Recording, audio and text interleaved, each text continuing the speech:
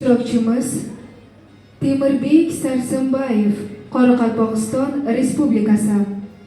Va alaykum assalom. Raqam tanlashingiz mumkin? Birinchi raqam. Qoraqalpoqdan. Tomsivoq uylar tomlarida, ayniqsa guzarda odamlar ko'p. Yosh u qari, erkak va ayol ertalabdan ko'chaga chiqib olishgan. Odamlar bahslashishadi, bir-birlariga navbat bermay gapirishadi, ko'rgan eshitganlarini so'zlamoqqa oshiqishadi. Hayajon, sabrsizlik, yana allaqanday xavotir ko'plarni chulg'ab olgan.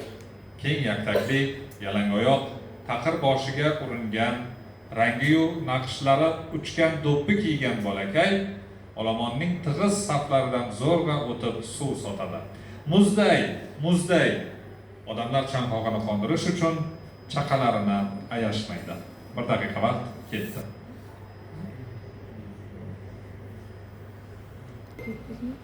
Vaqtimiz tugadi. Bu qaysi asar? Ko'kto'ylilar. Bahodir Murodali. Javob noto'g'ri. Bu Baxtiyor Abdug'ofurning Madaminbek Qonli gullar vodiysi asaridan olingan parcha. Sizda yana 2 daqiqa vaqtingiz bor, sharhlashingiz mumkin.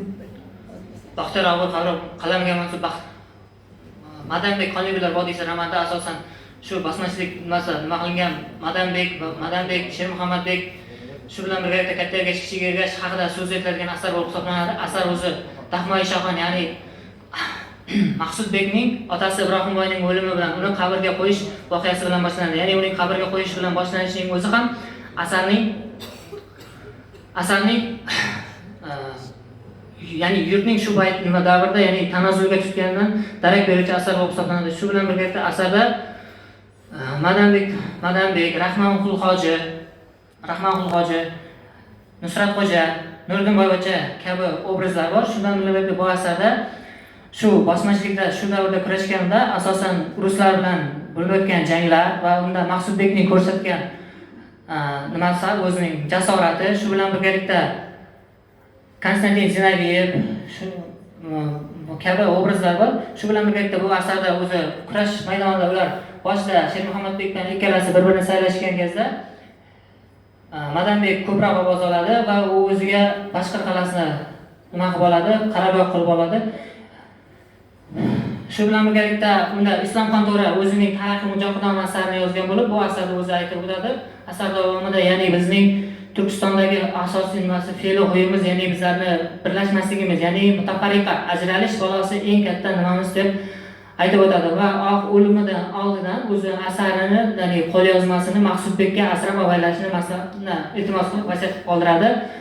Shu bilan birga asarning bugungi kundagi ahamiyatiga to'xtaladigan bo'lsak, asarning bugungi kundagi ahamiyati asosan tarixni to'g'ri anglash, o'zimizning ota-bobolarimizni to'g'ri e'zozlash va yoshlarni, kelajak avlodni vatanparvarlik ruhida tarbiyalashda asosiy rolni o'sha asar bo'lib hisoblanadi.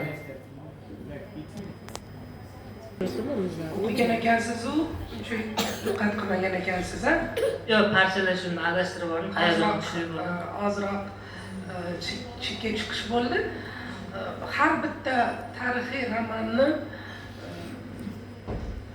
umumiy holda emas, xolis faktlar bilan, dalillar bilan, isbotlar bilan aytib berishimiz kerak. Shundagina bizni yosh kitobxon ekanimizni va kitobxonlarning eng lideri ekanligimiz bilinadi. Men 32 ball qo'ydim. Rahmat so'z. 32. 30. Fakat yana bir jihatda ciddi bir masala bor Temirbek. O'sha bosmachilik harakati deyish emas, milliy ozodlik harakati. Asosan e'tiborli bo'linglar. Bu juda tarixdagi muhim faktlar. Menda 31 bor. 31. Jami 31 ball yig'dingiz. Sizni tabriklaymiz.